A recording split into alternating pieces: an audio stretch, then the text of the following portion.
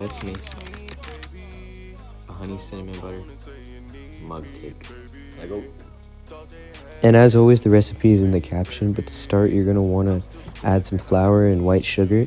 Then you want to get your melted butter and baking powder, mix it with some milk, and then add the butter inside, and then microwave on 1 minute intervals, and then garnish with some more butter. And just like that, your honey cinnamon butter mug cake is done. I'm not gonna lie, it's not even that good, but if you ever have spare honey cinnamon butter lying around, feel free to give it a try. Alright, I'll see you guys later. Peace.